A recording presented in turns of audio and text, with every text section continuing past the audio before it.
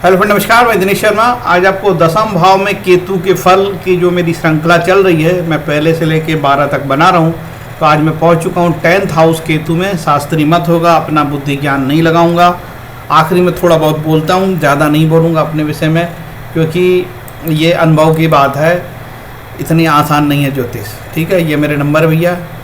कुंडली विश्लेषण के लिए, मुहूर्त के लिए, मेलापक के लिए, जितनी ज्योतिष से संबंधित काम है, ठीक है, जो ओरिजिनल काम है, ठीक है, उस सब के लिए अपन तैयार हैं। उल्टा सीधा काम अपन करते नहीं हैं, तो उल्टे सीधे काम के लिए फ़ोन हमको करने की आपको ज़रूरत नहीं है। उम्मीद है मेरी बात शुद्ध हिंदी में मैंने किया, समझ में आई होगी। ठीक है, ये सब ज्ञानी पंडित लोग हैं, इनने क्या बोल रखा है क्लासिक टेक्स्ट में। ठीक है, तो क्लासिकल टेक्स्ट, क्लासिकल एस्ट्रोलॉजर। ठीक है, बहुत सारे लोग मुझे देखते हैं, मेरी भाषा को अब समझने लगे हैं कि ये कहना क्या चाहता है। 10वें भाव में केतु कैसे फल देगा, सीधे पॉइंट पे आते हैं, ज़्यादा लंबा बात को खींचते नहीं हैं, कोई भूमिका नहीं बनाते हैं। जैसे कि एग्ज़ाम में लिखने के लिए भूमिका होती है, वैसे कोई इंट्रोडक्शन भूमिका में बताने की जरूरत नहीं है, सीधे पॉइंट पे आते हैं। जिस मनुष्य के जन्म लगन से दसम में केतु हो तो उसे भाग्यहीन, कष्ट भोगने वाला, यह मनुष्य पिता से सुखी नहीं रहता, इसे घोड़ा आदि सवारी से गिरकर कष्ट होता है। इस मनुष्य का जन्म यदि वृषभ, मेष, वृश्चिक, कन्या लग्न में होते से शत्रुओं का नाश होता है। काफ़ी नेगेटिव बताने के बाद कहा कि मेष, वृषभ और कन्या और वृश्चिक राशि का केतु कहीं यहाँ हो तो वो शत्रुओं को नाश कर देता है, मतलब जीवन की जो लड़ाई है उसमें सफल हो जाएगा। इन 4 राशियों का होना चाहिए। तो इन 4 राशियों में काफ़ी पॉजिटिव बता दिए महाराज ने। ठीक है, अब इन 4 राशियों को अलग करते हैं। ये तो केवल चमत्कार चिंतामणि के लेखक हैं, उनके द्वारा ऐसा कहा गया। मेष, वृषभ, कन्या, वृश्चिक में हो तो शत्रुओं को जीत लेगा, मतलब अपने जीवन की जो लड़ाई है, जीवन संघर्ष में वो सफल हो जाएगा, है ना। शत्रु को नाश होगा, इसकी सिंपल बात है यार, शत्रु को नाश होगा तो उसका भला ही होना है। अब चलते हैं जीवनाथ महाराज ने क्या बोला है। 10th भाव, दसम भाव में केतु 10th हाउस में, जिस मनुष्य के जन्म समय केतु दसम में हो तो उसके पिता को कष्ट होता है अथवा यह स्वयं कुरूप होता है। निश्चय ही उसका भाग्य बुरा होता है, घोड़ा, हाथी, गाय, बैल आदि से भय रहता है। किंतु यदि केतु दसम भाव में होकर वृश्चिक, वृष, कन्या, मेष, फिर ये 4 राशियों को बारे में बता दिया।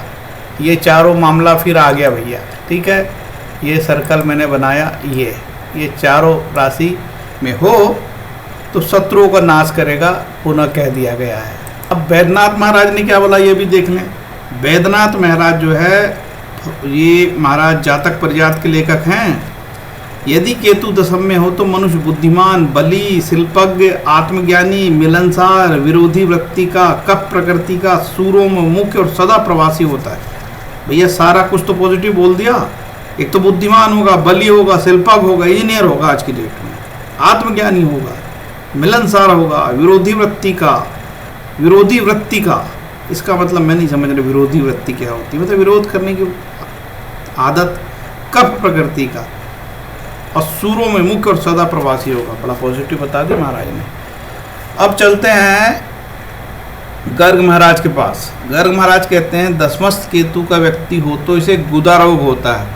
यह कफ प्रकृति, मलेच्छ कर्मा तथा पर स्त्री में आसक्त होता है। गुदा रोग आप समझ गए होगा, इसका मैं ज़्यादा हिंदी परिभाषित करना उचित नहीं समझता। ये काफ़ी कफ प्रकृति का, मतलब कफ जो वात पित्त कफ, तो कफ प्रकृति का आदमी होता है, जल तत्व हावी इसके ऊपर। मलेच्छ कर्मा जो है नीच जातियों के साथ संग करने वाला। आज की डेट में मलेच्छ को हम लोग यवन मुस्लिम भी कहते हैं। पर स्त्री में आसक्त होगा। ठीक है भैया। वृहद यवन जातक में लिखा है कि दसम भाव केतु हो तो पिता माता का सुख नहीं मिलता है, यह कुरूप होता है। कन्या में हो तो वाहन से जांच में पीड़ा। देखो, कन्या राशि में हो तो वाहन से जांग में पीड़ा। ठीक है, यदि कन्या राशि का हो यहाँ पे तो आपको जो है इस प्रकार की कोई पीड़ा यहाँ पे होगी, ऐसा बताया है। ठीक है, ये कन्या राशि है, ये इस राशि के केतु के बोला है। यदि हो तो जांग में पीड़ा होगी। किसने बोला है? बृहद यवन जातक ने। ठीक, आगे चलें। मंत्रेश्वर महाराज जो फेमस फल दीपिका किताब के लेखक हैं, साहब कहते हैं दशम में केतु हो तो अच्छे काम में विघ्न करता है, ठीक है, पाप कर्म करता है, तेजस्वी, प्रसिद्ध और शर होता है, शूर होता है, शूर मतलब बहादुर आदमी होता है, काफ़ी पॉजिटिव बताएं। काम में विघ्न आता है, ये बात जनरल हुई है। दशम भाव केतु व्यवसाय काम धंधा का क्षेत्र है भैया। डुंडीराज महाराज कहते हैं जातक भरणम के लेखक, जिसके दशम भाव में केतु हुआ पिता के सुख से रहित, स्वयं भाग्यहीन होते हैं, वे भी शत्रुओं का नाश करने वाला, वाहनों को रोग, वाहन से कोई समस्या हो सकती है, स्वयं वात पीड़ित होता है। दशम में होकर केतु कन्या राशि में हो तो मनुष्य सुखी और धनी।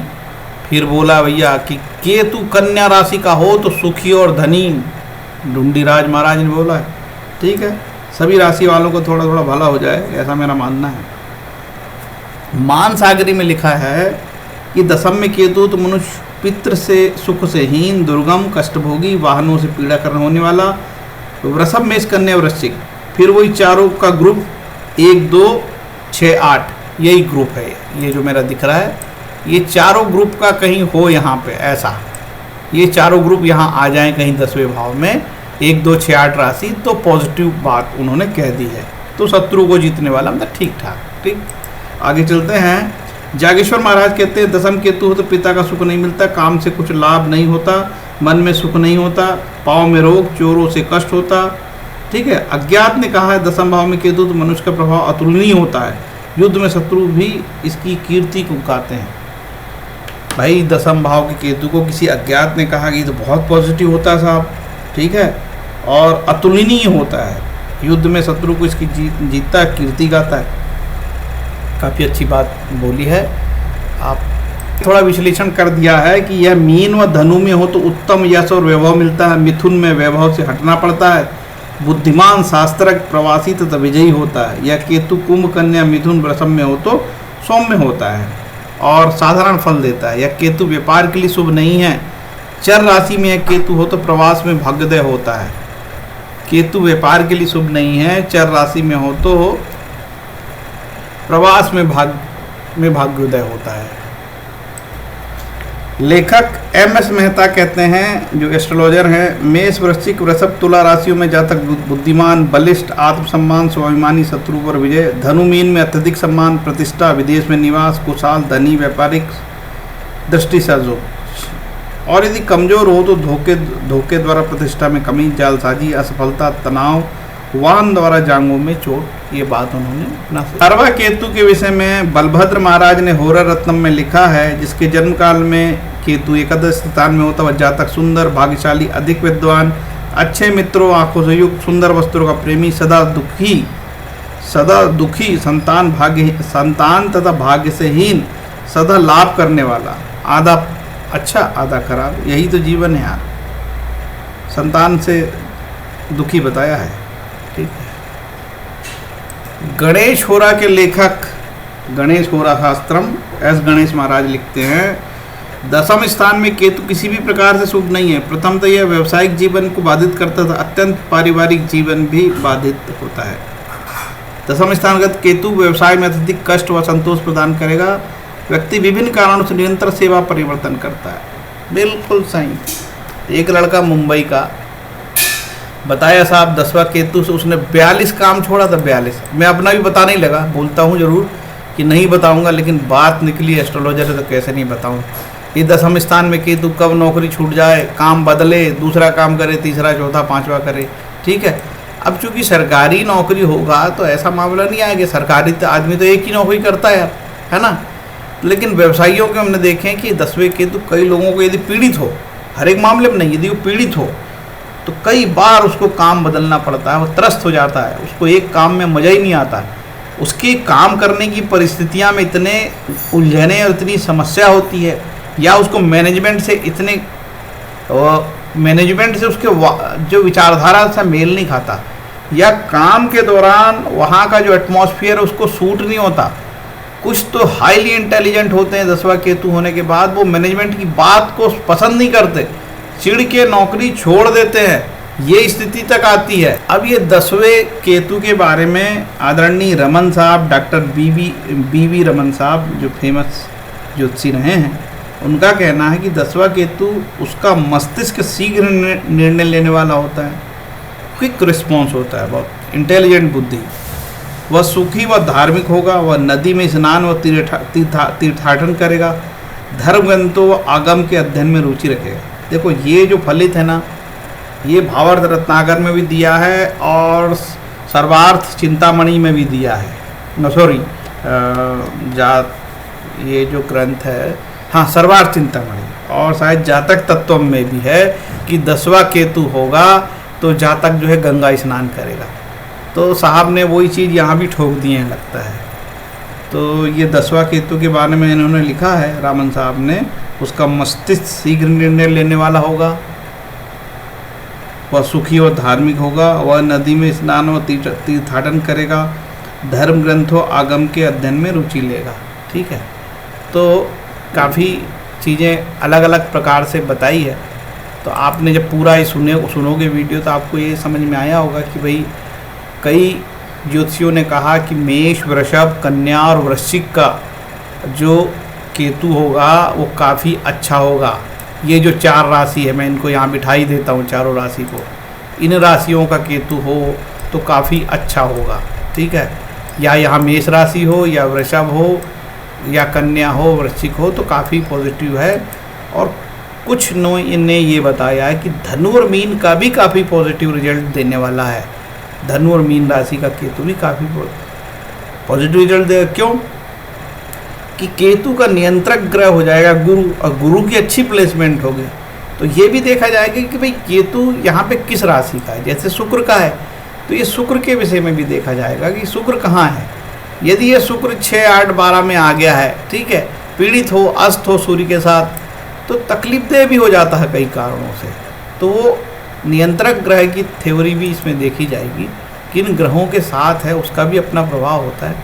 उसके बाद ही कोई निर्णय पे आएगा एस्ट्रोलॉजर क्या इस प्रकार के फल देगा।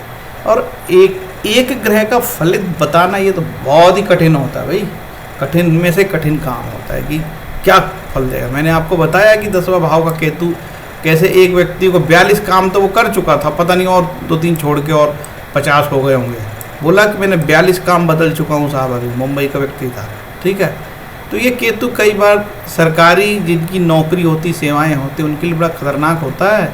ये केतु नौकरी ख़त्म कर देता है, और प्राइवेट सेक्टर वालों के लिए तो ये केतु और खतरनाक होता है।